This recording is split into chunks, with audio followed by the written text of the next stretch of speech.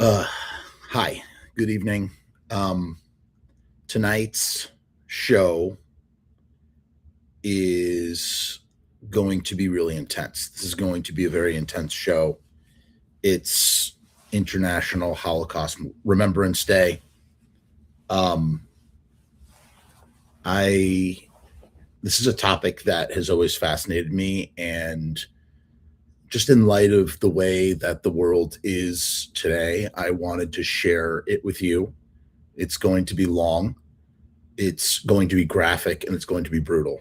Um, it's harrowing. It's harrowing stuff. And it's important to talk about this history because if we don't talk about the history, then we will forget the history, and we don't ever want to forget the history. So this goes out to all those who perished, the 6 million Jews, the Roma, members of the LGBTQ community, Catholics.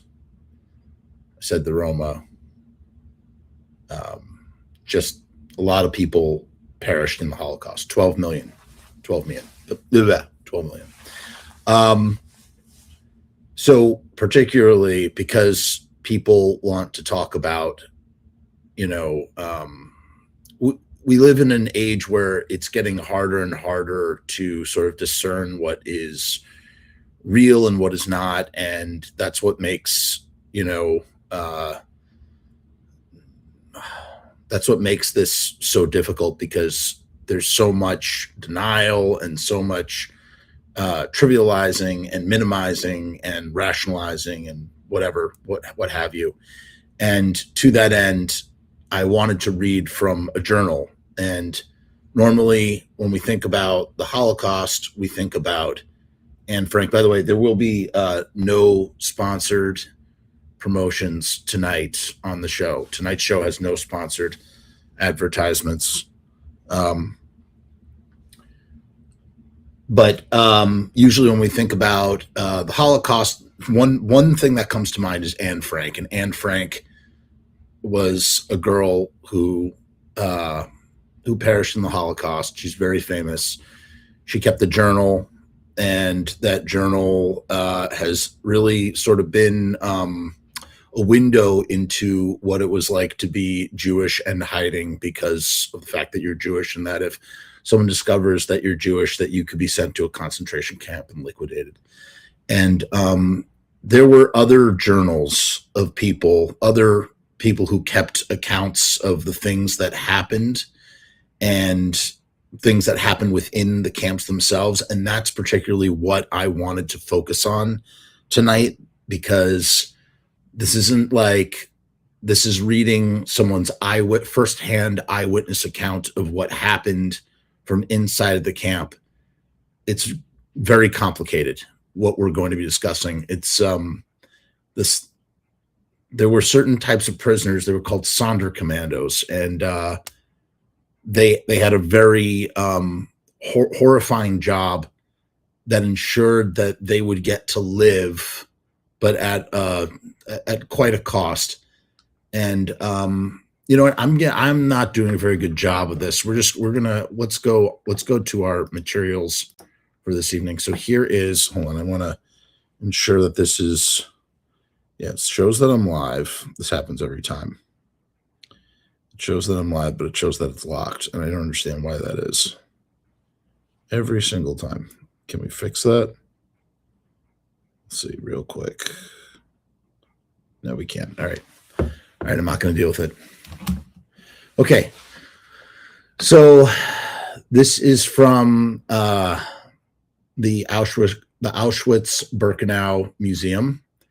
And this is news about a diary of a guy named, a Jew named Załmen Gradowski, who was a member of the Sonderkommando at Auschwitz. And they've released his diaries. So much like Anne Frank's diary, this is the diary of someone who was inside of Auschwitz. It's called From Heart of Hell, Manuscripts of a Sonderkommando Prisoner Found in Auschwitz. Now, I keep using the word Sonderkommando. You may not understand what that word means, but we're going to find out right now in this sort of introduction. And then we are going to read from his journal entries. And I'm warning you, this is very dark, graphic, horrifying, bleak, real eyewitness account and testimony of somebody from inside of a concentration camp who day in and day out had to do horrifying things at gunpoint.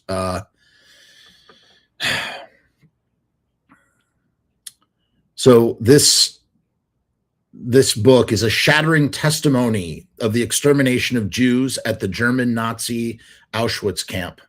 The text of manuscripts is made by Załmen Gradowski, was published also in French, German, Italian, Spanish, and Polish, and is based on a new translation from Yiddish. So it was written in Yiddish. Now, the name of this channel, the Frumess channel that you are on right now, is Yiddish. My last name is Yiddish, okay? It's a language. It's a language of the Ashkenazi Jews. And so he wrote these journals in Yiddish. In December of 1942, we're reading something that's translated, so it's a little bit broken. In December of 1942, Załmen Gradowski, a young man with literary talent, was deported by the Germans from the I'm going to butcher a ton of names, so please excuse me. I'm just going to butcher it. I can't help it. From the Grodno ghetto to Auschwitz. Now we've heard the term ghetto before. Let me see. Let's look this up real quick. A ghetto is a poor urban area occupied primarily by a minority group. In this case, all the Jews were pushed into these ghettos where they had to live. And this was before they were all eventually deported to concentration camps, which were essentially work camps or death camps. That's what a concentration camp is. So he was deported from a ghetto to Auschwitz along with his whole family. His closest relatives, including his parents and his wife, perished in the gas chambers immediately after arrival at the camp. He himself was sent to the very heart of hell, to the Sonderkommando, a special group of prisoners forced to burn bodies. Clear word here, forced to burn bodies of those murdered in Auschwitz, said, I can't pronounce this guy's name. Jadwiga, I can't pronounce this name. It's just too insane. I'm going to copy and paste this and put this in the chat real quick. Let me see if I can do that. There we go. That's the name of the gentleman. The head of the publishing house of the museum. So that's the guy that's who this is. Prisoners of the Sonderkommando, mainly Jews, were forced to sort the property of murdered people, of murdered Jews. Well, of murdered people, because there was more than just Jews. The Romani, whoever was killed in the concentration camps. They're forced to sort the property of murdered people and prepare it to be taken to warehouses, as well as work at the gas chamber and crematoria buildings, taking out corpses, extracting gold teeth, cutting hair, washing away blood and excrement, as well as burning corpses in the crematorium ovens and burning pits. So that's what happened when people would die with gold in their mouth, and that was a precious resource that needed to be extracted. And these Jews set about pulling the teeth of their dead fellow Jews and collect them. And you can see pictures of just big bins of teeth with gold fillings in them. And obviously the gold was reclaimed in such ways. And same thing with rings and jewelry. Hair was turned into pillows. They would stuff hair into to create pillows. Wanting to preserve the memory of his nearest relatives and to inform the world about the extermination, the young man made notes in Auschwitz. Those texts turned out to be the extraordinarily shocking literary record of the tragedy that befell the Jewish people during the Second World War. They are written in highly emotional, at times thoroughly poetical language. Paradoxically, in the hell of Auschwitz, a writer was born. Załmen Gradowski, who was prepared to believe that millions of people were being seized for no reason whatever and led to slaughter by multiple means? Who was prepared to believe that a whole people was being led to destruction at the diabolical will of a gang of contemptible criminals? Who was prepared to believe that a whole people was to be exterminated to compensate for failure in a struggle for power and supremacy? Who was prepared to believe that a people would blindly obey a law leading to death and destruction, noted Załmen Gradowski in the Auschwitz camp? It may be that these very lines I am writing will be the only witnesses to what was my life, but I will be happy if my writings reach you, free citizen of the world. Perhaps a spark of my inner fire will ignite you, and you will fulfill at least a part of our life's desire. You shall avenge our deaths, he wrote. The two manuscripts written by him were found in Birkenau after the war, and they consist of 4 accounts on different subjects and a short letter. The first, a separate notebook, may have been written as early as 1943. In it, Gradowski describes the course of the transport to Auschwitz concentration camp. The second, which is in 3 parts, begins with a beautiful metaphorical address to the moon and goes on to recount the events which took place in the barely 2 weeks from February 24th to March 8th of 1944. Gradowski first described in exceptionally moving language the selection of Sonderkommando prisoners by the SS on February 24th, as a result of which more than half of the members of the Sonderkommando were deported from the camp and perished. He then recounted the extermination of almost 4,000 Jews.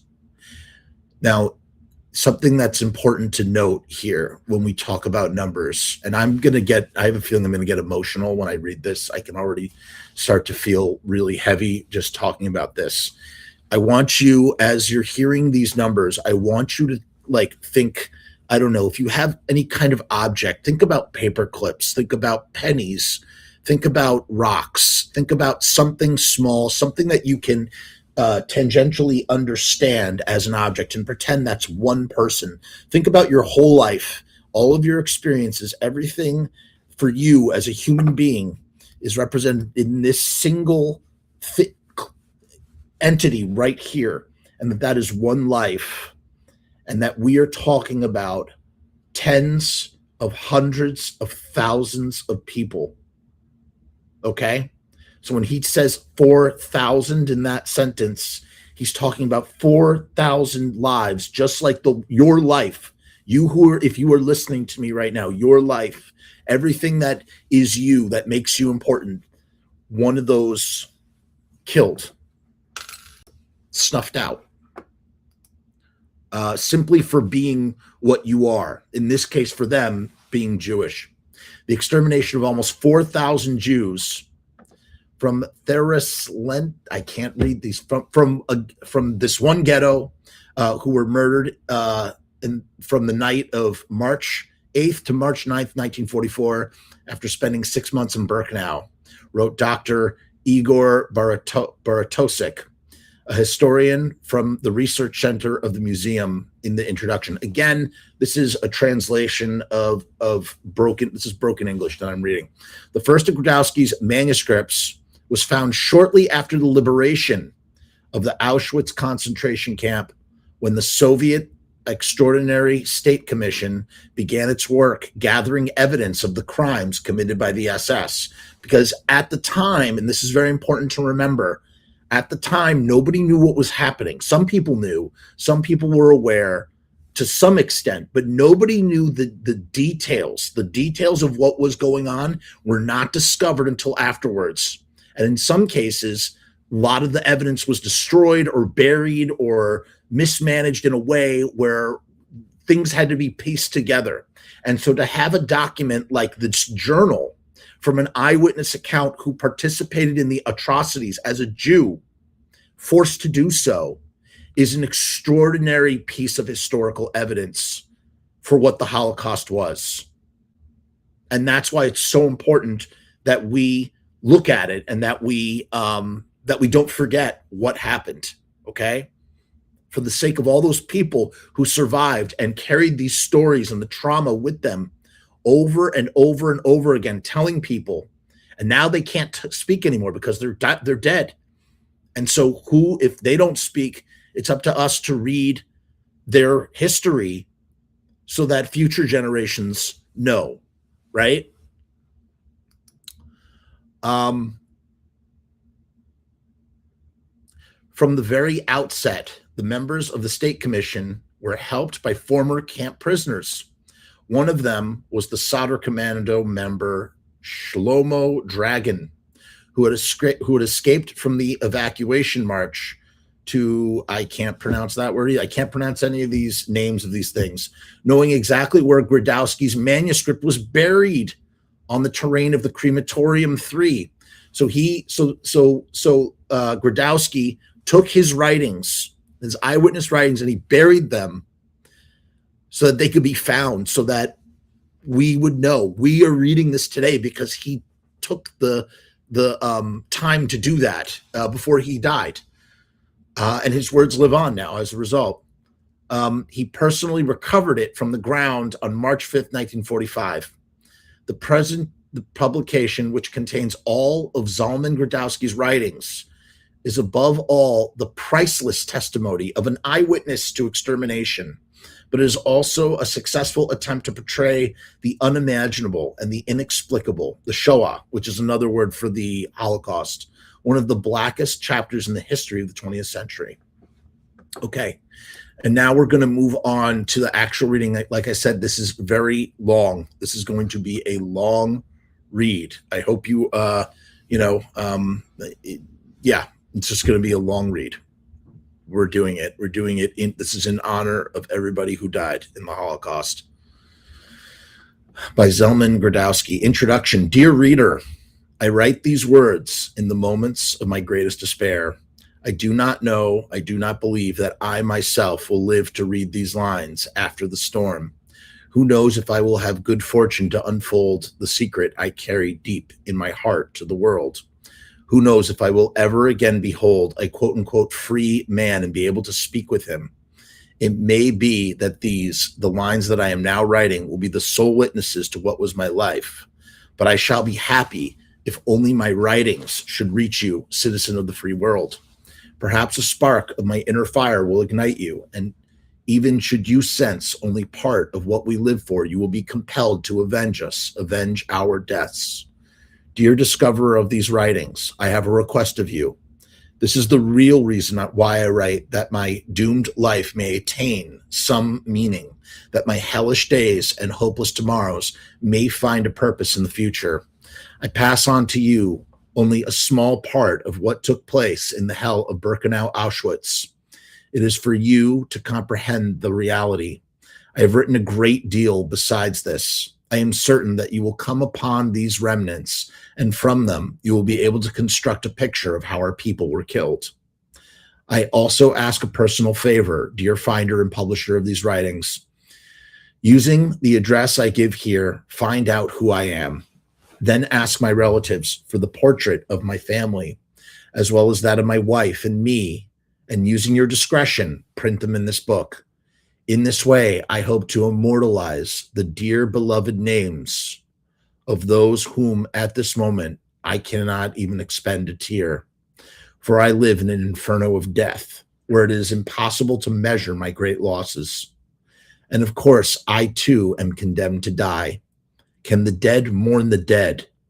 But you, unknown free citizen of the world, I beg you to shed a tear for them when you have their pictures before your eyes. I dedicate all my writings to them.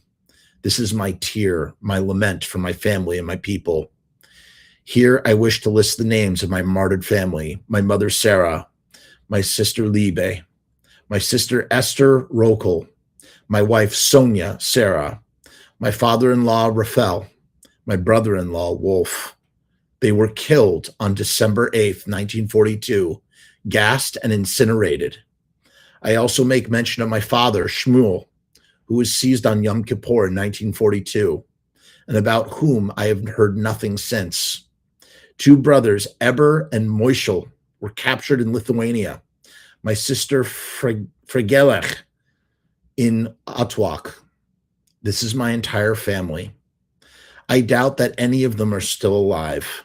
I ask you, this is my last request, to print under our photographs the dates on which we were killed. My own fate is evident from the present situation.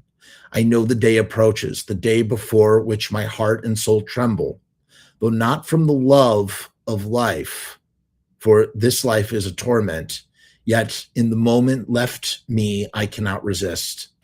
Live for revenge, and immortalize the names of my loved ones. I have friends in America and in the land of Israel. I give the address of one below, and from him you can find out about me and my family. J. Joffe, 27 East Broadway, New York, in America. Everything described here I experienced myself during my 16 months of Sonderarbeit, and my account and my acclimated grief and pain, my terrible suffering, could have found no other expression under these conditions than through this writing. That's amazing. That is amazing. The authorities prepare. 3 days earlier, on Monday, the 6th of March, 1944, the three of them arrive. The camp commandant, the cold-blooded murderer, Oberscharführer Johann Schwarzenberg. I can't friggin', this is too much fucking German for me, man.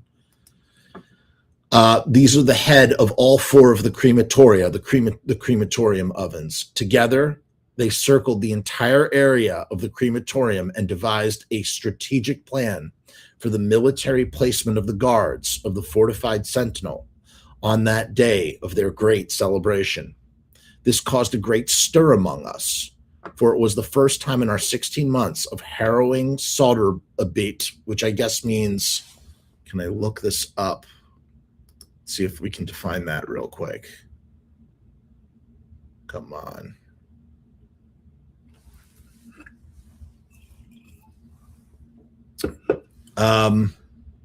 It refers to the term in the document used to describe the forced labor performed by the Jewish prisoners. Specifically, it refers to the work carried out by the Sonderkommando. So it's, handling the bodies of those who have been murdered in the gas chambers, preparing them for cremation and disposing of their remains. For it was the first time in our 16 months of harrowing Sonderarbeit that the authorities had taken such security precautions. Hundreds of thousands of strong young people had already passed before our eyes, many in the transports of Russians, Poles, and I'm using this word as it's written. This is technically a racial slur, gypsies, aka the Roma. They knew that they had been brought here to die, but none of them ever tried to revolt or to go down resisting. Like sheep to slaughter, they passed. There had been only two exceptions in these 16 months. A courageous young man from a bile-stock transport had attacked some guards with knives, wounding several of them severely, and was shot trying to flee. The other exception, before which I bow my head in deep respect, was the incident of the Warsaw transport. This was a group of Jews from Warsaw who had become American citizens, some of them American-born. All were to be sent from a German internment camp to Switzerland, where they would be put under the protection of the Swiss Red Cross. However, the civilized authorities brought these American citizens not to Switzerland, but to the fires of the crematorium because they were Jews. And then something heroic happened. A splendid young woman, a dancer from Warsaw, snatched a revolver from Walter Quackernack, the Führer, the Abwehrführer of the political section in Auschwitz, and shot the Führer, the notorious Unterscharführer Joseph Schillinger. Her deed bolstered the courage of the other brave women who in turn slapped and threw vials and other such things in the faces of those vicious, uninformed beasts, the SS. These were not the only transports in which people, realizing that they had nothing more to lose, offered resistance. Hundreds of thousands knowingly went to the slaughter like sheep. That was why the current preparations surprised us so. We figured that they had heard rumors that Czech Jews had already spent 7 months in the camp with their families, and knowing very well what went on here, would not be so submissive. And so they took all the necessary precautions against those of us who would have the chutzpah, which means like the nerve, the gumption, the tenacity to resist going to their deaths. Who would dare stage an uprising against their blameless transgressors? Quote unquote, blameless. Monday at noon, we were sent to the block to rest so that we would be able to approach our work with renewed strength. The block means, I guess that's where they would sleep. Those were their quarters. 140 men, almost the entire block, 200 had already been, quote unquote, removed, would meet the transport this day, for both crematoria 1 and 2 would be operating at full capacity. The plan was executed with the utmost military precision. We, the most wretched victims of all, were drafted into the camp's ranks against our own sisters and brothers. We had to form the front line. We had to form the front line, that which the doomed prisoners would eventually attack, while behind us, the quote-unquote heroes and warriors of the great regime would stand with automatics, grenades, and rifles poised and ready to fire. A day passed, and then a second and a third. Wednesday came, the ultimate deadline for the transport's arrival. There were two obvious reasons for the delay. First, it appeared that in addition to strategic preparations, moral assurances were demanded. The other reason was that the quote-unquote authorities made special efforts to carry out the major massacres on Jewish festivals, so that they had planned this slaughter for Wednesday, the night of Purim. During those 3 days, the authorities, murderers and criminals, schooled in bloodshed and cynicism, resorted to all kinds of deception in order to disguise the true barbarous nature of their masquerade and to confound minds that might otherwise, quote-unquote, catch on and penetrate the dark machinations behind the, quote-unquote, cultured, smiling facade of the regime. And so the swindle began. First, they spread fiction that 5,000 Czech Jews were to be sent to another work camp, quote-unquote work camp, and had to submit their personal data, all men and women under the age of 40, according to trade and profession. The remaining older people, unseparated by gender, would remain together for the time being, along with women who had young children. Families were not to be broken up. This was the first opiate used to stupefy the frightened crowd and blind it to the terrible reality. The immediate separation of the sexes and the weak from the strong was the norm at Auschwitz. The second was that everyone should take his belongings on the journey, and the authorities, for their part, specially distributed double rations to the departing crowd. And yet a third sadistic deception was devised. A report was released that due to certain circumstances, correspondence to Czechoslovakia would be delayed until March 30th. Those who wanted to request parcels from their friends should post-date their letters between now and the 30th of the month and hand them over to the authorities, who would then send them on and hold the incoming packages until they could be properly distributed. None of the prisoners could imagine that a quote-unquote regime could have become so debased and insidious as to employ such subterfuge. And against whom? Against a defenseless crowd whose only strength lay in its will, in its bare, unarmed hands. So in order to get people to go forth to their deaths, they had to trick them. They kept families together. They had it happen on Jewish festivals. the like Purim, the nights of Jewish holidays, and had delays in postmarked packages to give them hope for the future. It's fucking crazy. This elaborate swindle was the best means of numbing the minds of the more clear-thinking and perceptive prisoners. All, regardless of gender or age, let themselves be trapped by the illusion that they were being led to work. Only when their deceivers felt that this quote-unquote chloroform had taken its full effect did the extermination process begin. Families were broken up, men separated from women, young from old, and so they were caught in the trap, led to the nearby, still unoccupied camp. Unsuspecting, the victims were tricked. The victims were tricked into cold wooden barracks, each group separately, and the doors were nailed up behind them with boards. So they were basically ushered into their deaths like cattle. The first phase had succeeded. People were maddened, perplexed. They could no longer think clearly. When they realized that they had been trapped here to die, they lost hope and no longer possessed the strength to think about struggle and resistance. For every mind, even those that had dispelled all illusion, now faced a new anxiety. Strong young boys and girls thought only of their parents. Who knew what was happening to them there? And young men, full of courage and strength, sat there stunned by grief, thinking of young wives and children for whom they had only just been parted. Every outburst of struggle or resistance was immediately overwhelmed by individual sorrows. Everyone was bound to his particular misfortune, and this paralyzed any thoughts about the general situation in which he found himself.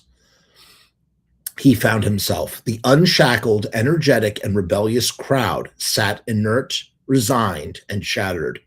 Unresisting, the 5,000 victims took their first step to the grave. This demonic deception, rehearsed so long in advance, had succeeded at last. So they didn't even need force in order to liquidate these people, in order to commit this mass murder. They just needed to break the mind and the spirit. The convoy. Wednesday, March 8th, 1944, Purim night, when those Jews lucky enough to be in countries that still allowed them to exist went to their synagogues, let me take that again. Wednesday, March 8th, 1944, Purim night, when those Jews lucky enough to be in countries that still allowed them to exist went to their synagogues, study houses, and other places to celebrate the glorious festival of the national eternal miracle of Purim and to pray that our new Haman might soon meet his end. On that same night in Auschwitz Birkenau, 140 Jews of the Sonderkommando were also marching to a certain destination, but not to a synagogue, not with the intention of celebrating the festival and commemorating the Purim miracle. They walked like mourners with heads sunk deep in sorrow, and the profound sadness that emanated from them spread to all the Jews in the camp. For the road on which they marched was the road to the crematorium, to the hell of the Jewish people. And soon they would not see a celebration. Soon they would see not a celebration of the Jewish people's past delivery from death to life, but festivities of another sort, of a nation of betrayers, who on this night were carrying out the ancient Purim decree, where their God had revived with still greater brutality. Soon we would bear witness with our own eyes. We would have to watch our own destruction as 5,000 Jews, 5,000 vibrant, thriving souls, women, children, young and old, would pass under the truncheons of civilized brutes. At the authorities' disposal would be rifles, grenades, and automatics, as well as the constant four-footed companions, their vicious dogs. These would chase and savagely attack the Jews, who, distracted and confused, would run blindly into the arms of death. And we, their own brothers, would have to help with this, help unload them from the trucks and lead them to the bunkers, help strip them mother naked, and then, when all was ready, accompany them to the bunker, to the grave. When we came to the site of Crematorium 1, the representatives of the regime were already there, spread out along the field. Several SS men were among them, ready for battle, with rifles loaded and grenades at their sides. These well-armed soldiers completely surrounded the crematorium so that if anything were to go wrong, they could respond immediately. Cars with searchlights were set up in every corner to illuminate the battlefield. And there were also a special ammunition truck in the event that they should run out of bullets to use against the enemy, the mighty one. If you, citizen of the free world, could have seen this, you would have been struck with wonder. You would have thought that in the enormous building with the towering chimneys were giant-like men who could fight like demons, so well armed they must have been. They could have wiped out entire worlds, mighty armies in an instant. You would have thought these men must certainly be great heroes, preparing to do battle with an enemy that converted their land, their people, and their wealth. Imagine your shock when, after waiting a while, you actually beheld the terrible enemy, the source of this great hatred, the target of this brutal force. Against whom they were preparing to do battle? Against our people, Israel. Soon, Jewish mothers. So basically, what it's trying to say here is these guys were armed to the teeth and set up this giant professional army. You would think that they were fighting these giant demons, giant-like men who could fight like demons. But in reality, it was just unarmed Jews. It was just unarmed Jews being marched to their deaths. Against whom were they preparing to do battle? Against our people, Israel. Soon Jewish mothers would arrive, pressing their babies to their breasts and leading the older children by hand, and they would stare, frightened and helpless, at the chimneys. Vibrant young girls would leap from the trucks and wait for a mother or a sister to accompany them to the bunker. And the bunker is the gas chamber, by the way. That's what they're talking about. The bunker is, okay? You go into the gas chamber and they would close the door and they would put Zyklon B gas in there and you would die. And they would take your body and they would put it in an oven and burn you. And that would be the end of you. And there was just nothing left. And you were literally liquidated. Like a commodity, like spoiled milk that had to be poured down the drain. And men too, young and old, fathers and sons, would arrive at this inferno and be driven to their deaths. So this was the great enemy against whom the villain was prepared to conduct battle that night. They were afraid, these brutes. Perhaps not every one of the thousands of victims would drop like flies. Perhaps one would have the courage to take a stand before dying. And it was because of that one, the unknown hero, that they were so afraid and hid behind their civilized guns. All was ready. 70 men from our squad were also assigned to guard the area of the fence, of the fenced-in crematorium. And behind us, outside the fence, they stood with their rifles aimed at the doomed. Cars and motorcycles raced back and forth. There was much activity to make sure that things were in order. A deathly silence reigned in the camp. Every living thing must have disappeared, escaped into the wooden graves. The silence was suddenly disturbed by footsteps. Soldiers in helmets with weapons loaded marched by as though they were coming onto a battlefield. Never before had military personnel entered the camp at night when everything was sleeping behind the barbed wires. The camp was prepared for battle. Now every living thing remained motionless, frozen in cages, even though everyone knew that many times, and especially in the recent past, victims had gone to their deaths in broad daylight for all to see. Only tonight, out of fear and dread, did the authorities operate in this way. Only the night sky with its stars and bright moon could not be deceived by the devil. They alone would bear witness to what the devil had carried out. In the silence, the secret silence of the night, the trucks were heard approaching. Already, they were bringing victims into the camp. Dogs howled ferociously, eager to attack. The voices of drunken officers and soldiers rang out. German and Polish prisoners also came, having freely offered to help with the festivities. And all of them, this gang of devils and the murderers, went to meet the trucks, loaded the victims, and send them onto the crematorium. The victims were still in the barracks, stifled by the fear of death, their hearts pounding. The suspense was maddening as they listened to the activity outside the boarded up doors. Through the crevices, they could see the murderers, the robbers were waiting in trucks to steal their lives. They knew that it could not last long, that they would not be allowed to remain even in this dismal place, where all they wished they could stay forever. They would be dragged out forcibly and taken somewhere else, to hell. A dreadful trembling suddenly seized the despairing crowd, and they remained silent in paralyzing suspense. Like corpses, they turned to stone in their places. Now, as they heard the approaching footsteps, their hearts stopped beating. The board was torn from the door. This board, which had entombed them, had also protected them.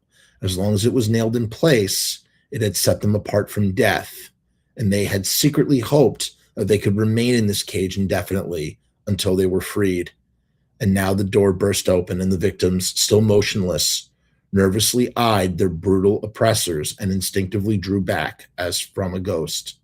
They wanted to escape to a place where the barbaric eyes could not see them. They were frightened, coming face to face with those who intended to take away their lives.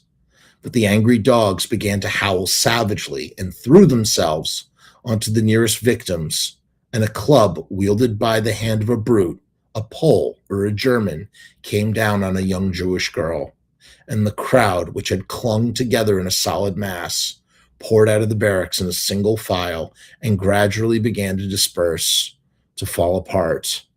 Hopeless, baffled, crushed, they began to run to the trucks, dodging the snapping of the dogs and the blows of the enraged brutes. And more than one fleeing woman fell with her child, so the accursed earth already drank warm blood from young Jewish skulls. The victims stood on the trucks, waiting to depart, looking around as if for something they had lost. It seemed to a young wife that her beloved husband might come to her out of nowhere. A mother peered into the tragic night.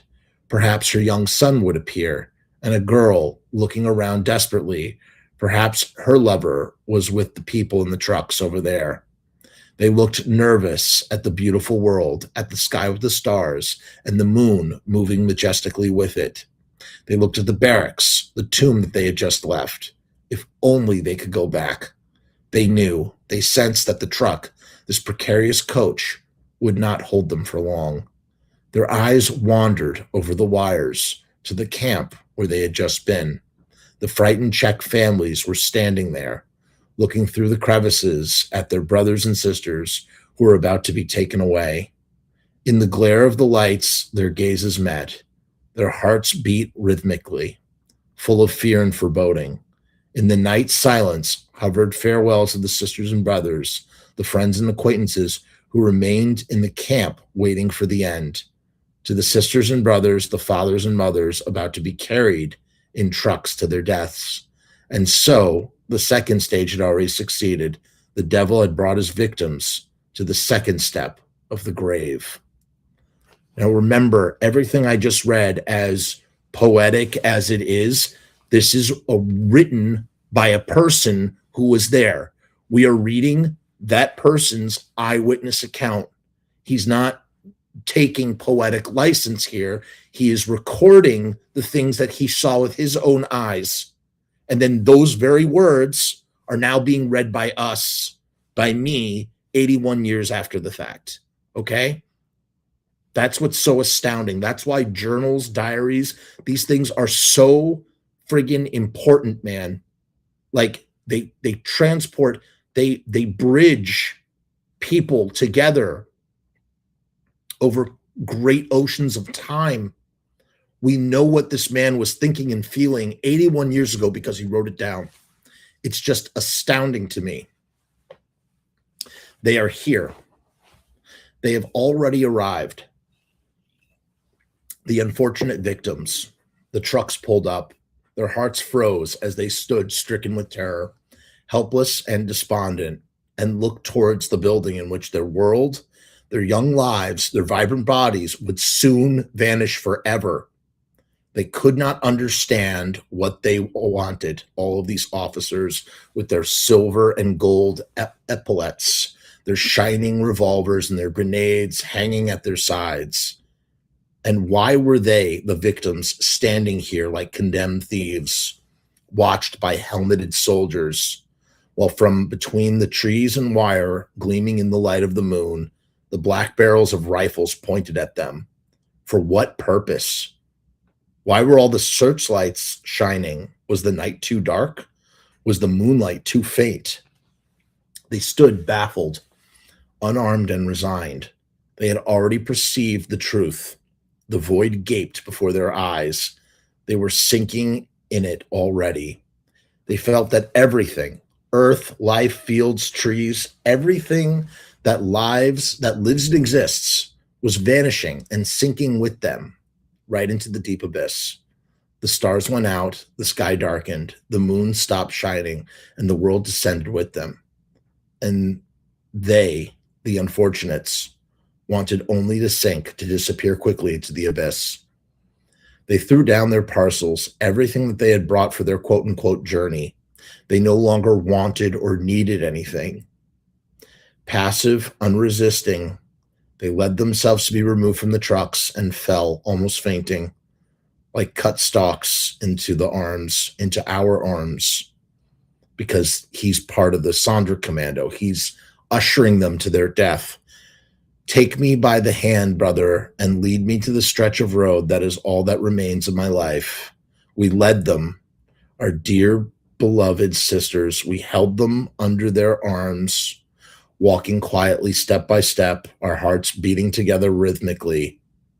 We suffered with them, bled with them, and we felt that each step we took was a step away from life, toward death. At the entrance to the sunken bunker, that's the gas chamber, mind you, that's the gas chamber, the sunken bunker. At the entrance to the sunken bunker, before they took the first step into the grave, they looked for the last time at the sky and the moon, and a moan escaped instinctively from deep in both our hearts. In the moonlight, a tear would glisten in the eye of each sister who had been led here, and another would form in the eye of the brother who had led her, referring to himself, crying for the fact that he is participating in this, in these actions. In the disrobing room, in the center of the deep, vast room, floated by harsh electric light, stood 12 posts that supported the weight of the building. Around the posts and against the walls, benches had been placed with hangers attached for the victims' clothes. A place card fixed to the first post stated that this was the entrance to a quote-unquote bathhouse, and clothes had to be removed for disinfection. We met them, looked at them with glazed eyes. They knew everything. They understood everything. That this room was not a bathhouse, but a corridor that led to the grave. The room filled with people. Trucks arrived with fresh victims, and the room swallowed them all. We stood as if confused, unable to speak to them.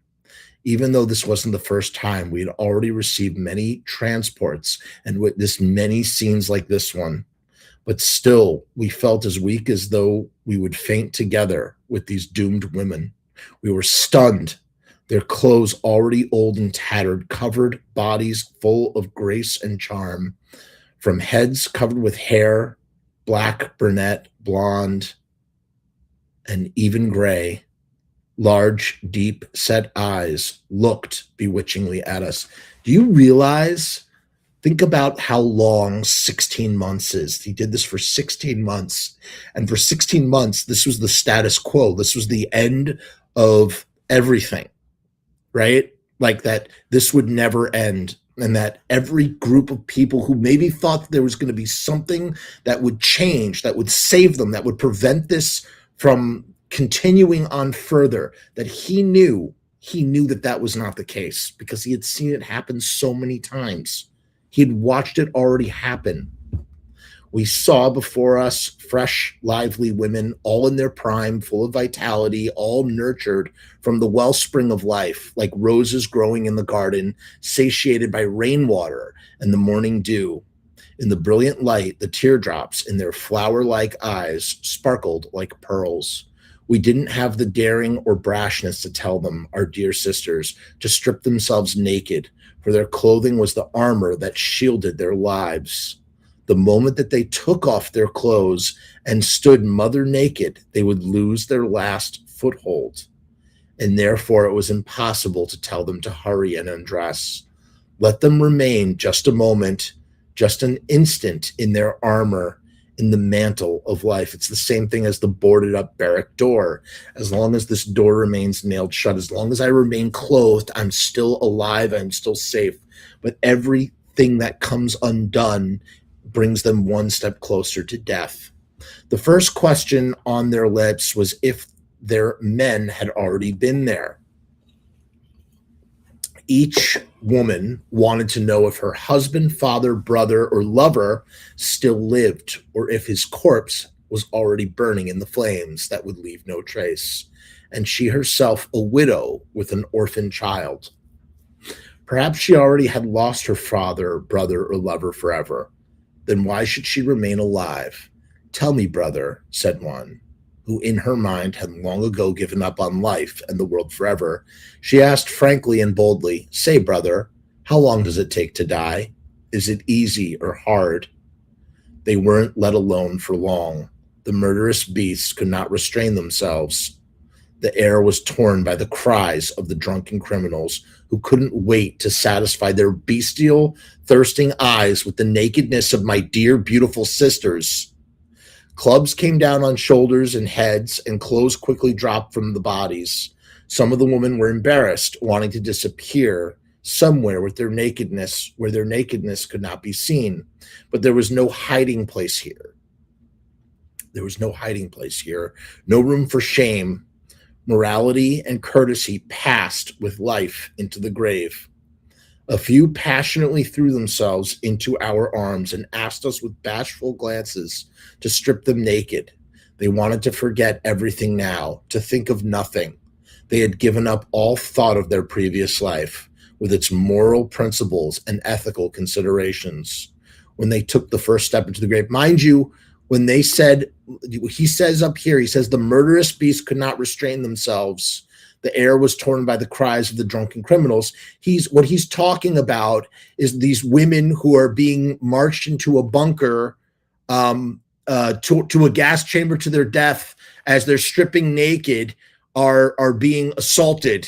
Okay, they're being assaulted or quote unquote enjoyed by these murderous beasts before they're put to death.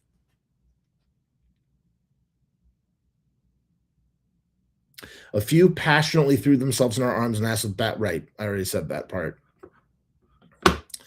Now on the threshold of doom, they thought only about the basic needs of life and of the body. The body alone still felt and sensed and desired. They wanted to give it everything to satisfy the last pleasure that life still offered the body before its death. And so they wanted their bodies, still pulsing with life's blood, to be touched, to be fondled by the hands of strangers who were the only ones present to receive their love. So on the other hand, you have women who know they're about to die, wanting to feel pleasure before their death.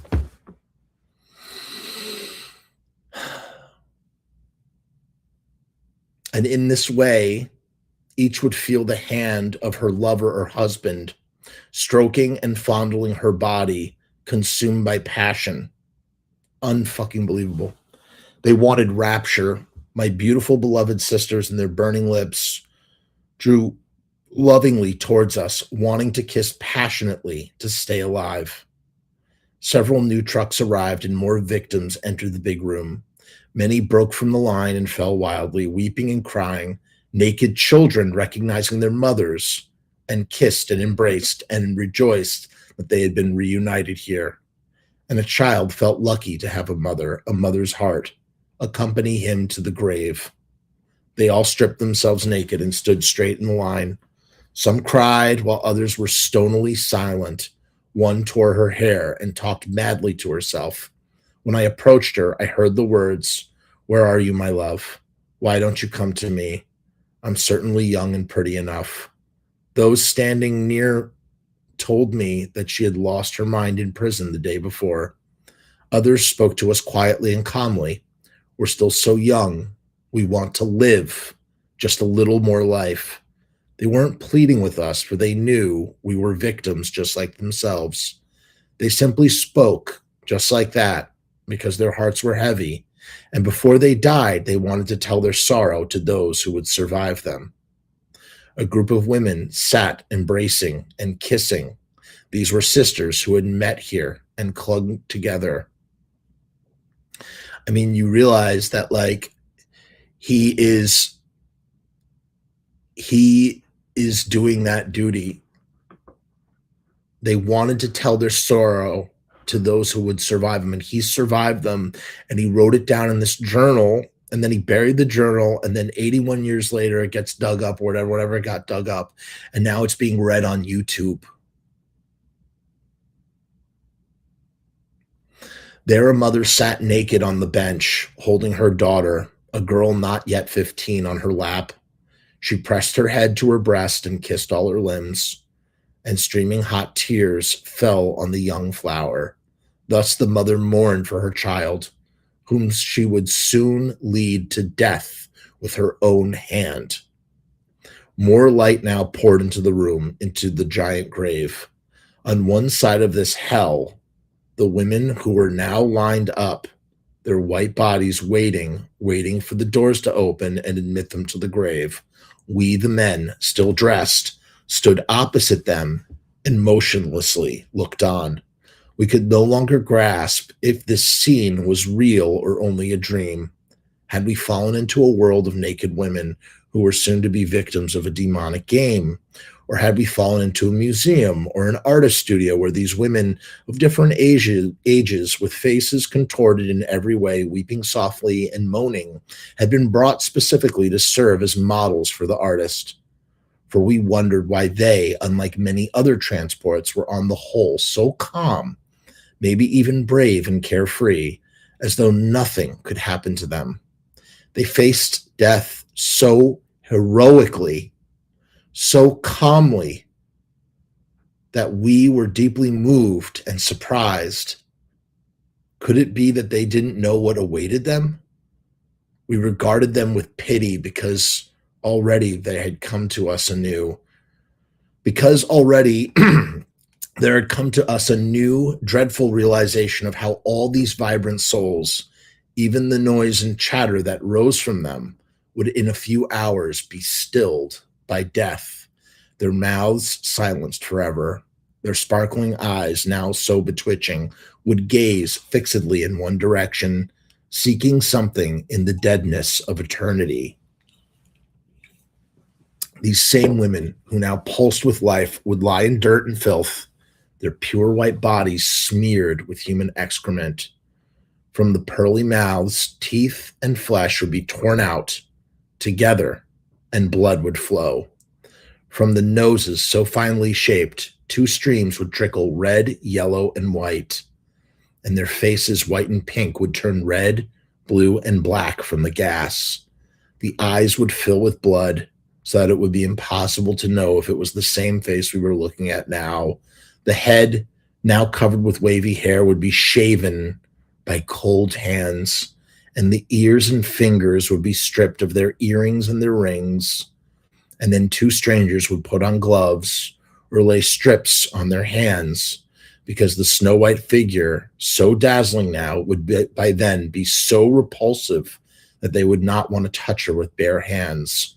They would drag her, this same beautiful young flower, across the cold, filthy cement floor, and the body, after sweeping all of the dirt in its path, would be flung aside like a carcass to be lifted by pulley to the inferno above and fed to the fire that in minutes would reduce it to ashes. These women that are alive before them would die, and then they would take these women, their bodies, and process them in the way that just described. Already we saw their inevitable end. They knew because they had already done it to people just like them. I watched them, these vibrant souls who filled such an enormous room. Entire worlds were represented here. And in only minutes from now, a second image appeared before my eyes of a fellow prisoner steering a wheelbarrow filled with ashes to the mass grave. I was standing now near a group of 10 or 15 women and thought about how all their bodies, all their lives would soon fill a wheelbarrow. No trace would remain. All of them who had occupied entire cities, who had a place in this world, would be effaced, uprooted, as though they had never been born. Our hearts ached with sorrow.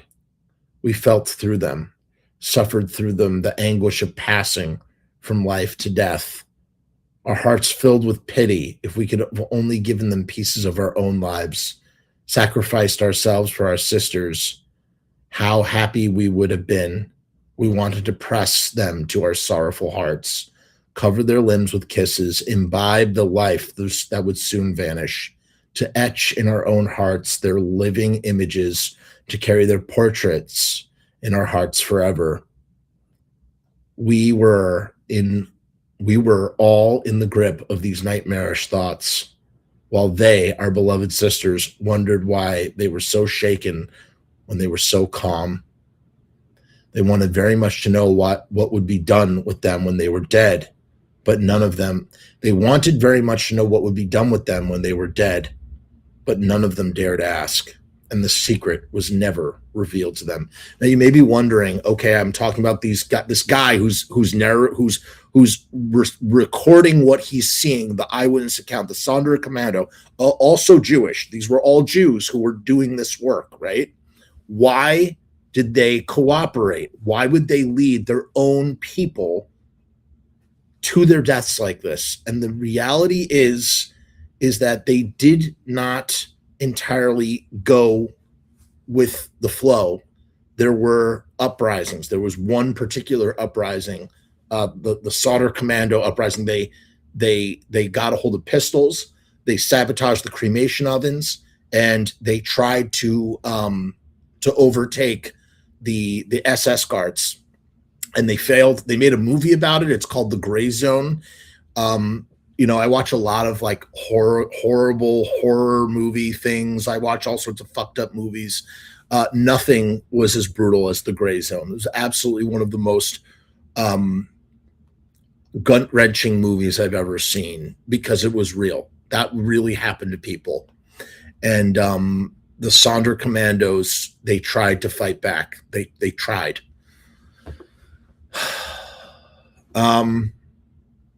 The enormous, that's so crazy though. They wanted very much to know what would be done with them when they were dead, but none of them dared ask, and the secret was never revealed to them. They were never going to tell them. The enormous naked crowd now stood looking fixedly in one direction, and it could be that a single dark thought wove through all their minds. There on the other side, all the clothes and articles that had just discarded lay in a pile. These things troubled them now. Although they realized that they would no longer need them, they had been strongly bound to these possessions, which still retained the warmth of their bodies. Imagine this the idea. Let's say that for one moment that you believed you're in this gas chamber, you're stripping down to go into the gas chamber for what you think is what they're telling you is going to be a shower. You know it's not going to be a shower, but maybe you desperately want to believe that it is going to be a shower. And you notice that your clothes are not hanging with, are not separated. They've all been put in a pile with everybody else's clothes.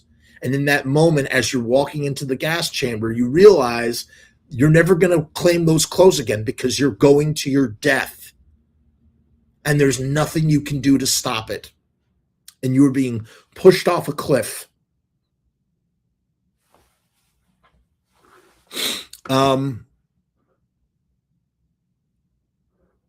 These things troubled them now, although they realized they would no longer need them. They had been strongly bound to their possessions, which still retained the warmth of their bodies. Here they lay cast off, a dress, a sweater that had clothed someone and kept her warm. If they could only put them on once more, how good, how happy they would feel. Was it really so? Their situation so hopeless that they would never wear these things again? Was it possible that these clothes would just be left there, that their owners would never return to them?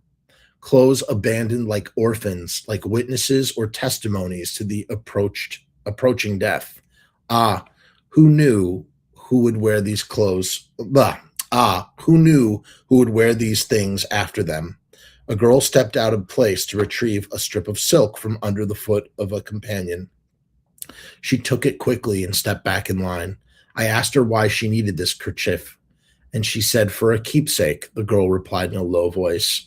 She would take it with her to the grave. The death march. The doors burst open, hell gaped wide before its victims. In the little room that led to the grave, the representatives of the regime stood in full regalia as if for a military parade. The entire political section had turned out for the celebration. High-ranking officers were there, whose faces we had never seen before during our 16 months in the camp. Among them stood a woman, an SS officer, the director of the women's camp. She too had come to witness the quote-unquote national festival, the murder of the children of our people. I stood aside and observed both groups, the terrible murderers and their hapless victims, my sisters. The march, the death march had begun. The victims walked proudly, boldly, with firm steps, as though they were marching towards life. Nor did they break down on seeing the place where the final scene of their lives would be played. They kept their footing, even when they realized they were captives in the heart of hell. They had settled all accounts with the world and with life before coming. They had settled all accounts with the world and with life before coming here. All ties with life had been broken in captivity. That was why they walked so peacefully, so calmly, approaching their end without breaking down, without a pause. These vibrant naked women march. It seemed to go on for an eternity. It seemed as though entire worlds had been stripped naked and brought here for a devilish stroll. Mothers passed with small children in arms. Others were led by hands of their little ones. They kissed their children. A mother's heart cannot be bound. Kissed them all along the way. Sisters walked arm in arm, clinging together, wanting to face death together.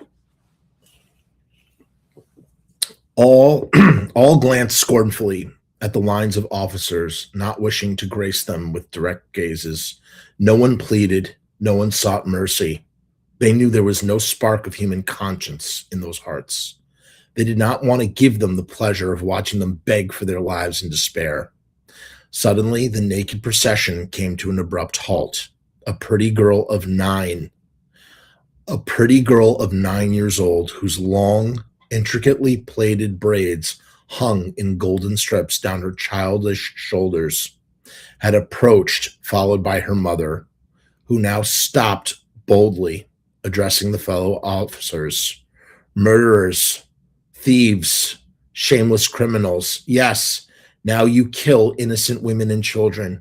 You blame us, helpless as we are, for the war, as if my child and I could have brought this war upon you. You think, murderers, that with our blood you can hide your losses on the front, but the war is already lost. You knew that very well, what beatings you take every day on the Eastern Front. Remember, now you can smooth everything over, but there will come a day of revenge. Russia will be the victor, and she will avenge us. You will be carved up alive. Our brothers all over the world will not rest until they have avenged our innocent blood." And then she turned to the woman and she said, "She-beast, have you also come to look at our misfortune? Remember, you too have a child, a family, but you will not enjoy them for long. You will be torn to pieces, and your child won't live much longer than mine. Remember, murderers, you will pay for everything. The whole world will take revenge upon you." And she spat in their faces and ran into the bunker with her child. The officers stood silent, stunned. They couldn't look at one another. The terrible truth that they had just heard tore into their bestial souls. They had let her speak, even though they knew what she would say. Compelled to listen to this Jewish woman on her way to die, holding her child. Holding her child. Now they stood gravely, deep in thought. This doomed woman had torn the blinders from their eyes and revealed the future that loomed before them. None of this was new to them. Many times, dark thoughts had clouded their minds. But now it was a Jewish woman who spoke the truth. Unashamed, she had forced them to see reality. They were afraid to think too long, for the truth might penetrate too deeply. And then what would they live for? But no, the Führer, their God, had claimed something completely different. That victory was not to be won on the battlefields of the East and West, but here in the bunker.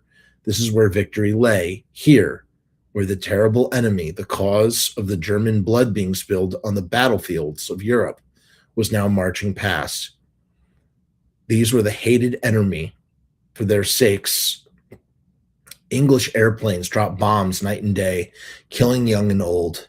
It was because of these naked women that they were so far from home, because of them that their sons had to lay their heads down in the East. No, the Führer, the God, was correct. They must be exterminated, destroyed. Only then would these naked women and children lay dead, would victory be assured. Ach, if only it could happen faster, if only all the Jews could be gathered and driven from the world more quickly, stripped naked and driven into the inferno like these women here. How good it would be. You need to realize something, and this is super fucking important about the Holocaust. Before the Holocaust, there was like 16 million Jews in the world, right? That was it.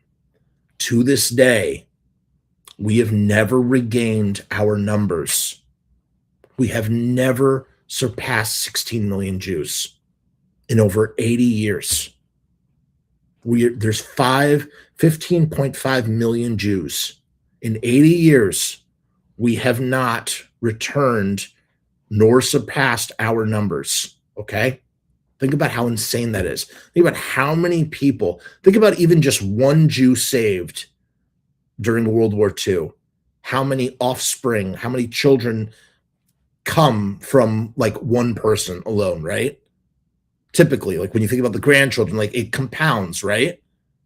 And the fact that 6 million of us murdered, that we have still not been able to recover those numbers. Crazy. Absolutely fucking crazy. The cannons would cease thundering. The airplanes would stop dropping bombs. The war would be concluded. Peace would reign over the world. And there are people that believe this today. What right here, all this stuff right here. You know what I mean? The cannons would cease thundering. The airplanes would stop dropping bombs. The war would be concluded. Peace would reign over the world. Their scattered children would return home to begin new and happy lives. Only one obstacle remained: these naked women. They were members of their nation still in hiding, who had not yet been brought here to be stripped naked like those who were marching past. And a brutal hand stretched out a whip and mercilessly beat the naked bodies.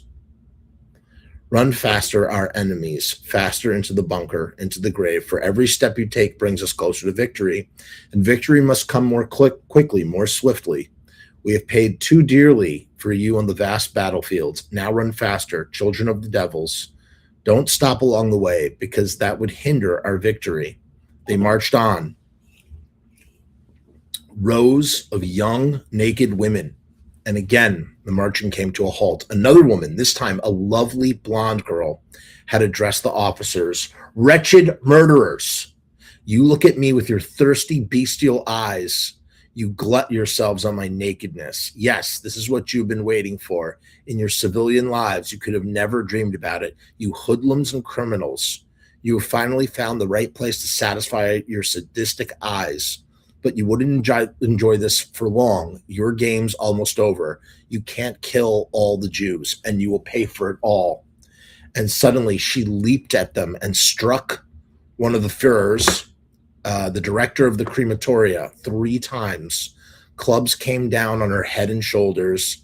She entered the bunker with her head covered with wounds, and the warm blood caressed her body lovingly. She laughed for joy, for her hand still tingled from the blow she had dealt the notorious killer's face. She had achieved her final goal and proceeded calmly to her death. Pouring in the gas. 2 pairs of footsteps disturbed the night silence.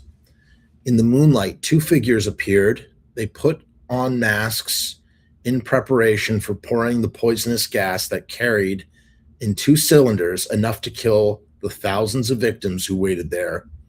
They walked now in the direction of the bunker, treading softly. They walked calmly, cold, assured, as if called upon to perform some sacred duty, their hearts ice and their hands never even trembling.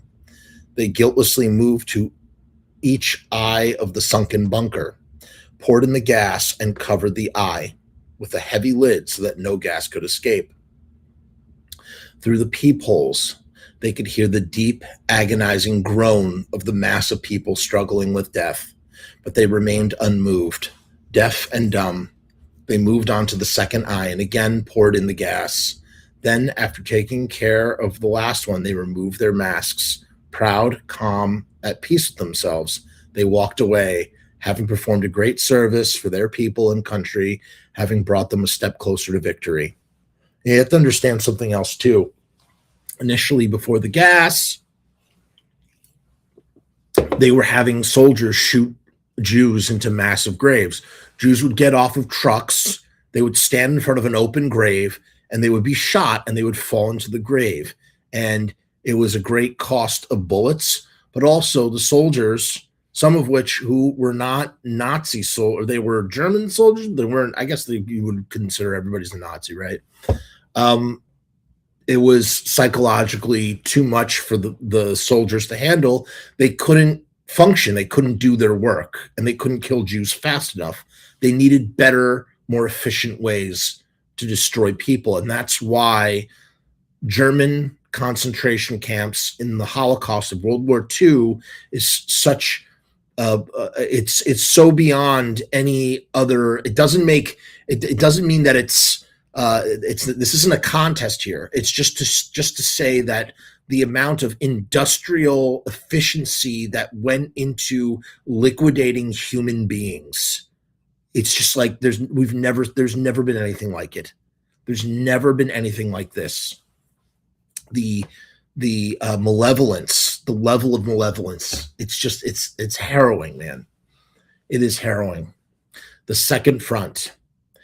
Everyone now moved over here, quote unquote, to the second crematorium. The officers and guards, as well as ourselves. Again, a front was established. All was tense, in readiness for combat. Even more security measures were now taken than before, because even though the first reception of prisoners had proceeded smoothly and without any kind of resistance or casualties, the present group consisted of strong young men, and so anything could happen. Before long, we heard the familiar sound of trucks. "They are coming," shouted the commandant. This was a signal to get everything ready. In the silence, one heard the rifles and machine guns being positioned for the last time before battle, so that they could function properly if called upon to do their duty.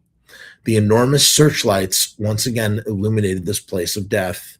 And in their light, in the light of the moon, I mean, he's talking about it was more profound the first time when he was talking about, unarmed women and children that needed this kind of heavy duty security. to basically murder women and children, unarmed women and children. Just fucking disgusting. And in their light and the light of the moon, several rifle barrels glittered once more, wielded by the great regime that now stood ready to do battle against the defenseless and hapless people of Israel. Faces peered wildly through the trees and the barbed wire. In the moonlight, the quote-unquote death's head gleamed frightfully from the helmets of the heroes, quote-unquote heroes, who wore it with pride. Like demons, the death's head is like a skull and crossbones insignia. Like demons, like murderers, they huddled in the silent night, waiting in fear and hungry for their prey. Devastation. We were all tense, both us, quote unquote, and them, quote unquote. The representatives of the regime stood frightened, apprehensive. They were trembling. Perhaps this group of desperate men would go down like the heroes on the threshold of the grave. In such a case, a quote-unquote misfortune could strike one of the guards. Each one wondered who it might be. Perhaps he himself was marked. We too were tense, our hearts pounding as we removed them from the trucks. We hoped, believed, that it would happen tonight, that tonight would bring the redeeming moment from which we had been impatiently waiting, where the desperate throng on the edge of the grave would pull out the flag of resistance, and we would go with them, side by side, into the unequal battle. At that moment, we would not think about the futility of our struggle, or whether it would gain us life and freedom. Our best hope would be for a heroic end to this dismal life, and an end to this terrible tragedy. But what actually happened shattered our hopes. Instead of fighting like wild animals, the victims, for the most part, came down from the trucks peacefully and passively. But what happened shattered our hopes. Instead of fighting like wild animals, the victims, for the most part, came down from the trucks peacefully and passively, looking nervously at the vast area around them. Their final glances lingered on the building, the giant hell, with its arms dangling and its heads bowed in resignation. They proceeded quietly to the grave. All of them asked if their women had already been there. Their heads beat. Their hearts beat only for them. Thousands of unbroken threads still joined them. Flesh and blood, hearts and souls were still bound together into single organisms. It was not yet known by these fathers, husbands, brothers, bridegrooms, and friends that their wife and children and sisters and brides, the thousands of souls whom they still thought of as alive and connected to their own lives, had already laid dead in a gigantic building, that deep grave. They didn't want to believe it when we told them that the thread that bound them to the women was already severed. A few threw their parcels violently to the ground. They recognized all too well that this building, whose chimneys every day spewed forth corpses to the high heavens. Others stood still or whistled a little tune while looking wistfully and dreamily at the moon and the stars, and then, moaning, descended directly into the deep bunker.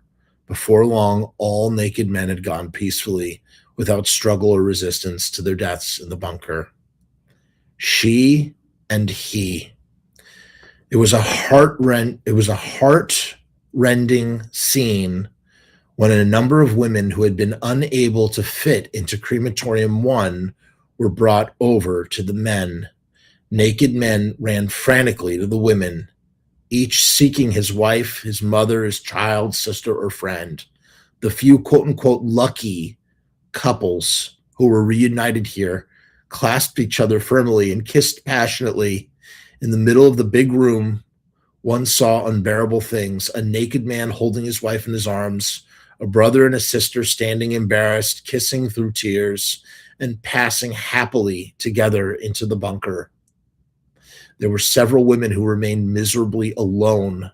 Perhaps a husband, brother, or father was already there in the bunker. Perhaps he was thinking about his wife and child, mother or sister, not realizing that she was in the same bunker, naked amongst strange men, seeking his beloved face in the crowd, and so yearning, searching, her gaze wandered wildly. In this crowd of men, a woman stretched upwards, yearning and searching, her body facing the throng. Even as she was drawing her last breath, she looked for her husband. And there, on the edge of the crowd, by the wall, he stood restlessly, on the tips of his toes, looking for his wife. And when he finally saw her, his heart began pounding furiously. And he stretched out his arms toward her, trying to make a path to shout her name. And that's when the gas entered the room.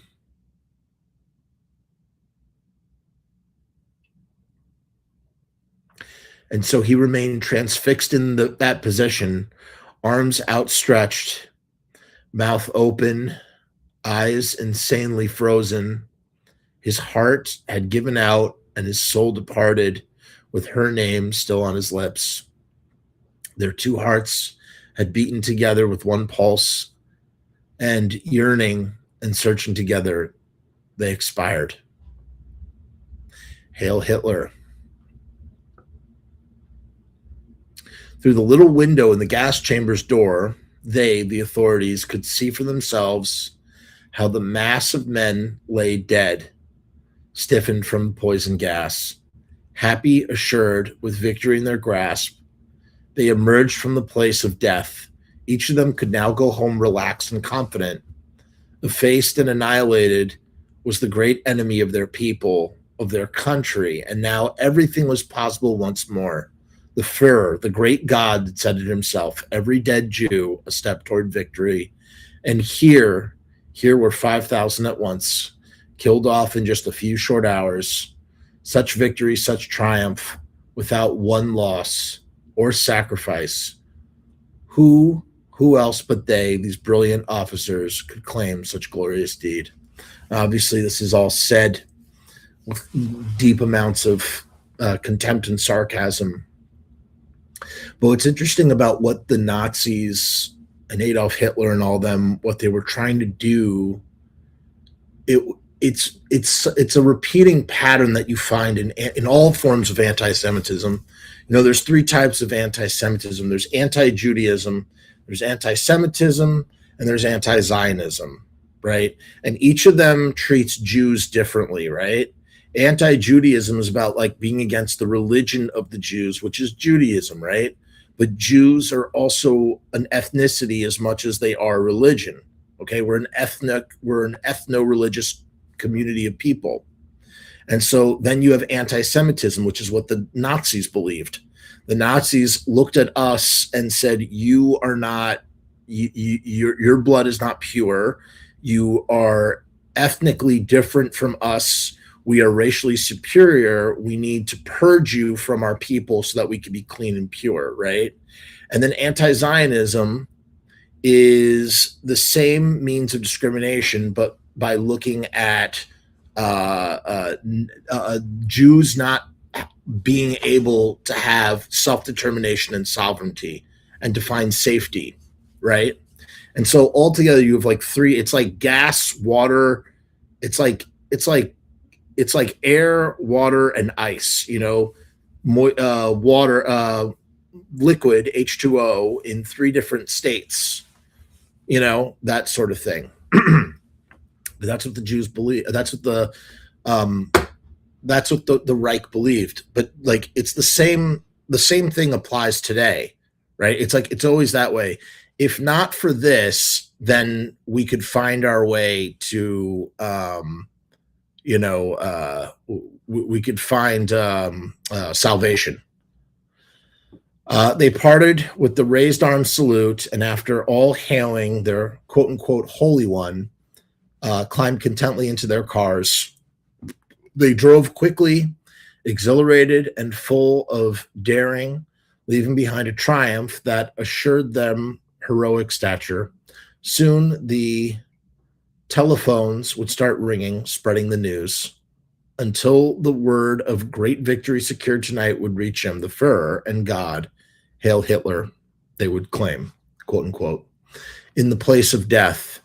It had become quiet in the area of the crematorium. No guards, no cars with grenades. Sorry.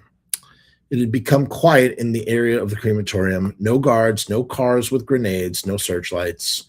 Everything had suddenly vanished. A fatal stillness resumed its pacing over God's world, as if the death contained in the deep hell would gather into a silent wave and inundate the world, would cradle and lull the entire world into the eternal sleep of death. The moon continued her peaceful stroll. The stars glittered enchantingly in the deep blue sky. The night flowed in calm silence through eternity, as though nothing could have happened in the world below.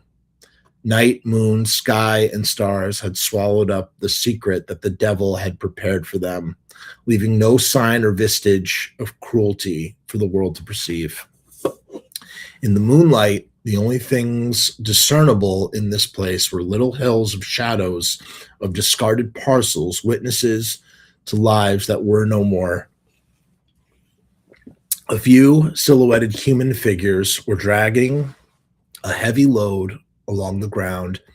They passed the load, a corpse through an open door.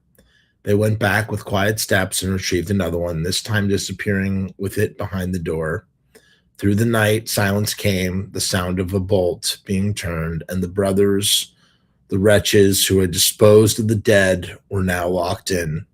Again, footsteps were heard in the quiet night. This was the guards circling the death house, watching over those who worked in that hell among the corpses of their brothers and sisters, and he made sure, this guard, that none of them could escape from that place of death. In the bunker, hands trembling, brothers removed the screws and lifted the 4 bolts, opening the 2 doors to the giant tombs. He's talking about the crematoriums now. A sickening wave from the scene of violent death watched over us. We stood stark still and could not believe our eyes. How long had it been since we had seen? Oh, sorry, this is opening the bunker. My bad. Opening the 2 giant tombs, or the gas chambers. My bad. How long had it been since we had seen them alive? Could you imagine? You leave a group of people in a bunker when they're all alive, and then you return and they're all dead. They still hovered before us, the vitally young men and women. Their last words still echoed in our ears. The gazes of their tear-filled eyes still accused us. And what had become of them now? Thousands and thousands of spirited, bustling, singing beings now laid stiffened by death. In 4 chapters not translated here, Gradowski describes how the victims sang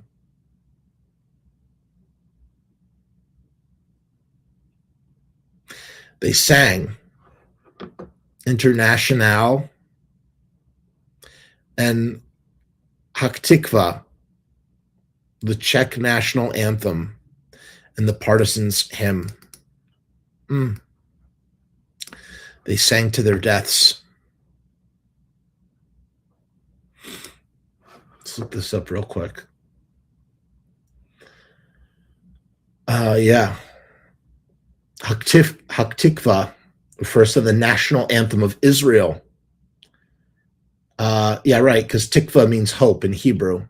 Haktikva transfers to the hope in English. It is a song that expresses the Jewish people's yearning for their homeland and their hope for freedom and independence. In the context of the document, Haktikva is mentioned as one of the songs sung by the victims in Auschwitz, symbolizing their resilience, hope, and connection to the heritage, even in the face of unimaginable suffering and despair. And so when people wonder and question the existence of Israel, Am Yisrael Chai, this is why Israel exists. You know? This is how Israel, the modern state of Israel, came to be. They couldn't live in Europe. They tried. That's what the diaspora was. tried. The Jews were never accepted until they were liquidated. And let me tell you something. We've lost so much of our culture. Like the communities, synagogues, literature, ideas, schools of thought, all of it gone, wiped out completely because of this. Just gone from the face of the earth. That's what genocide is, okay? It's to be wiped out, like completely wiped out, like just gone. There used to be 3.5 million Polish Jews. 3 million of those Polish Jews were gone. Destroyed. Think about that.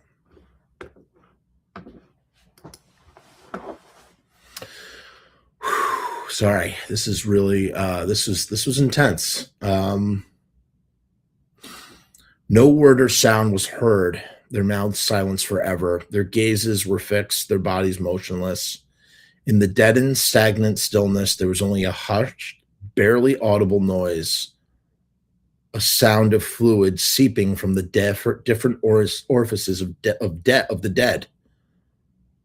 Isn't that insane? Their gazes were fixed, their bodies motionless. In the deadened, stagnant stillness, there was only a hushed, barely audible noise, a sound of fluid seeped from the different orifices of the dead. That was the only movement in this vast dead world. Our eyes were glued to this sea of naked corpses. We were viewing a naked world.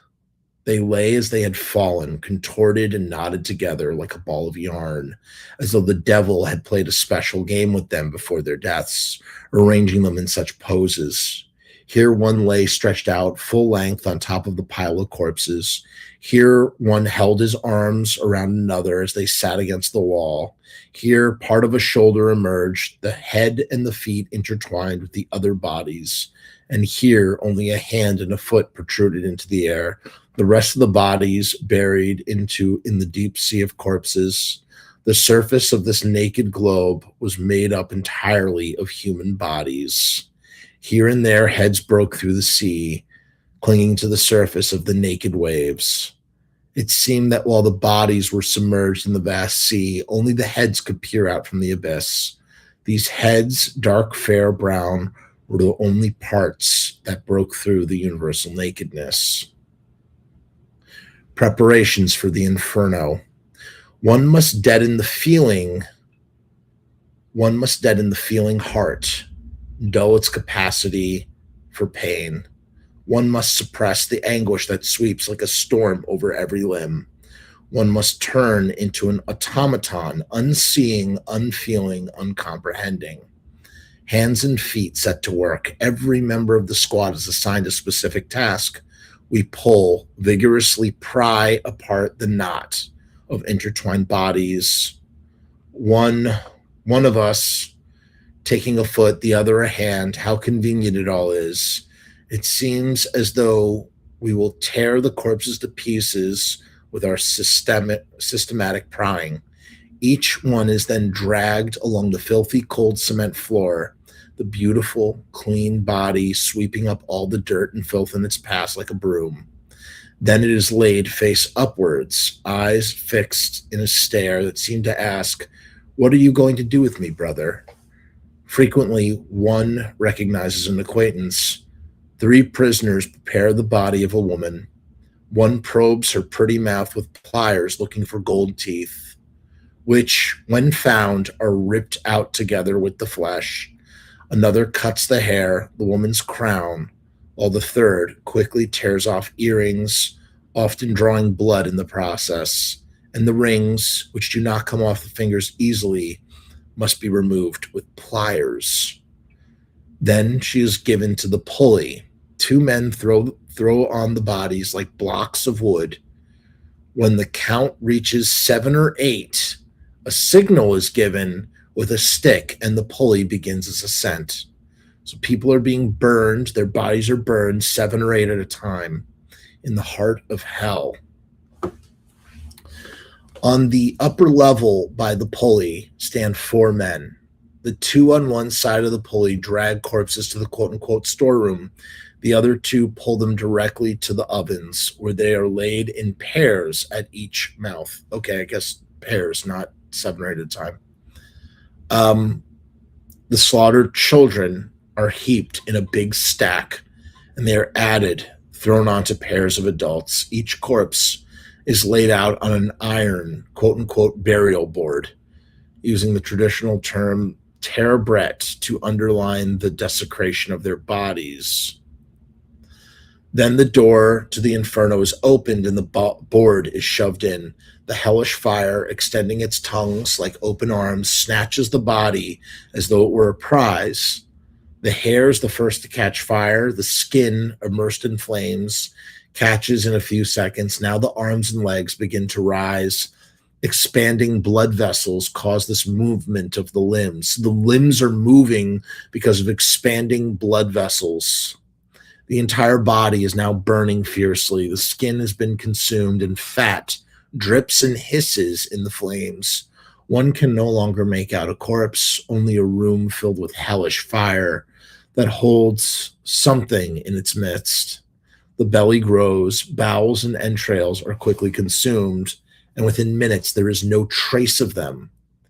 The head takes the longest to burn.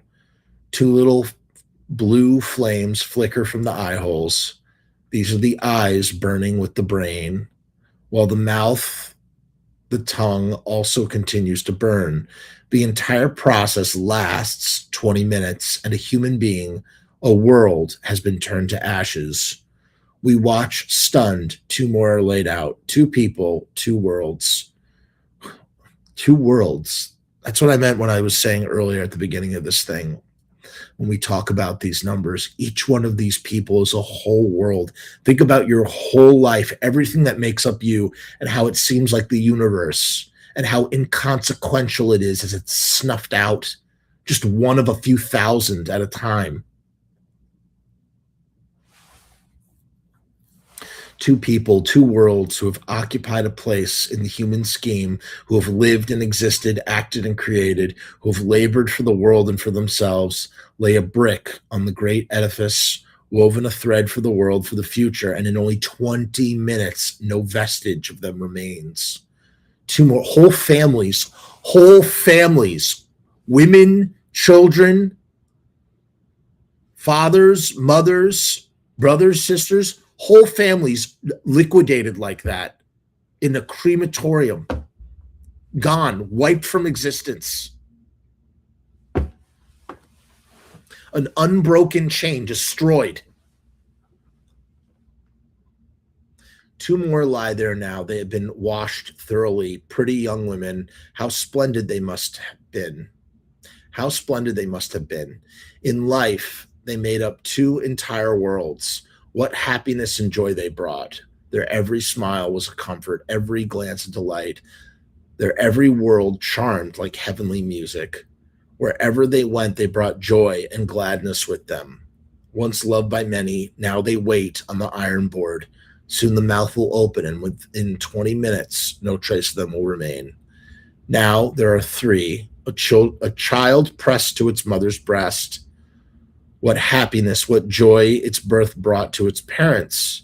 They built a home, wove a future, lived in an idyllic world, and in 20 minutes, no trace of them will remain.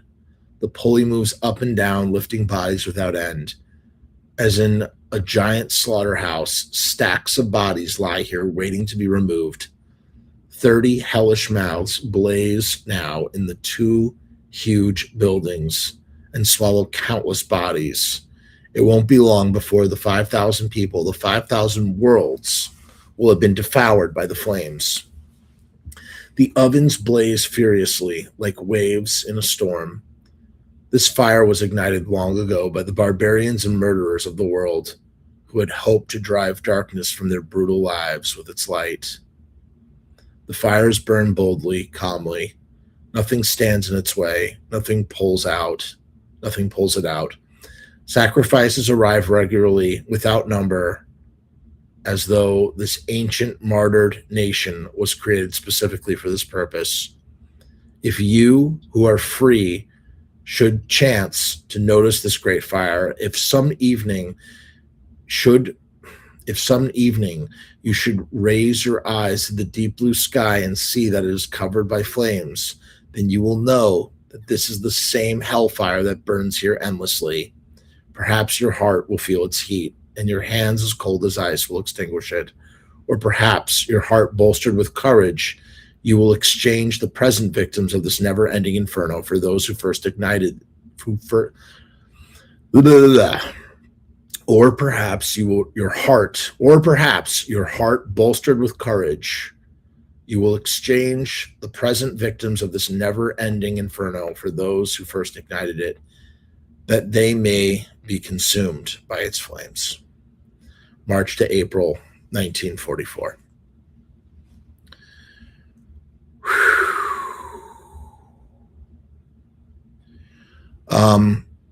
That was really tough to read, and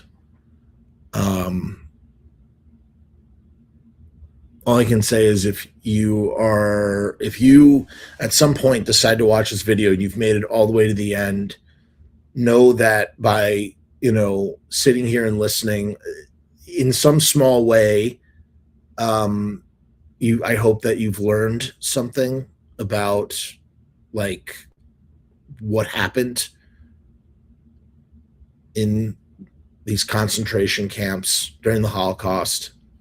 Eyewitness account from a Sonderkommando himself, and that you have honored the memory of all the people that are mentioned here. You've honored their memory by witnessing their story. It doesn't mean the world, it doesn't change anything per se, but I don't know, somewhere, somehow, maybe it does a little something. Hopefully, maybe it brings some awareness to you, and that you will carry this with you in some way, shape, or form, and learn more about it. Or, if you hear somebody else, spreading information that is different from what was read here, because this is, again, this is eyewitness account from someone who was there. It doesn't get more direct than that, especially when they've been dead for 80 years. So,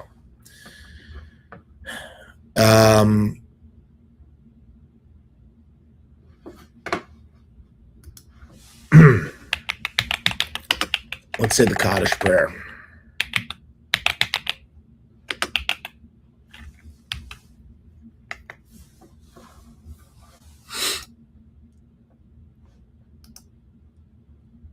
See if I could find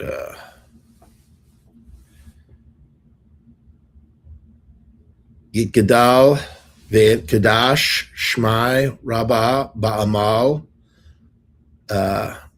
Divara Hir Uti V'Yamalech Mechuti Behayeon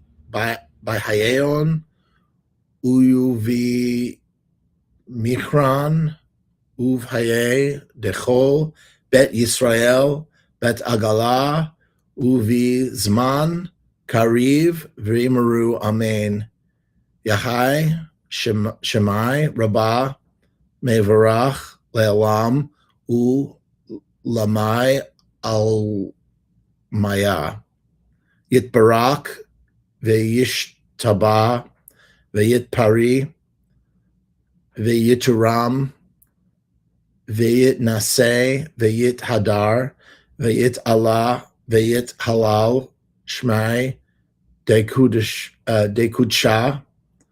Berich Hu, Leila, Minkol, Birhata, Veshirata, Tishbehata, Venimata, De Amarin, Be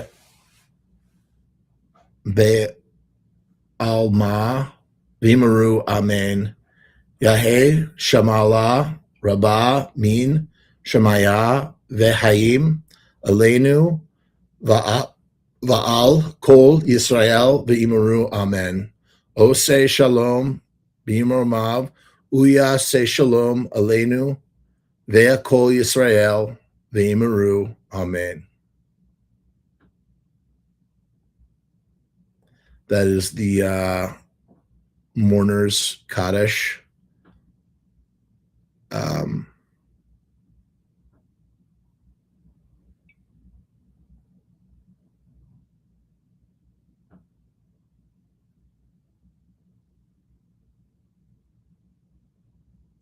Shema Yisrael, Adonai Eloheinu, Adonai Echad.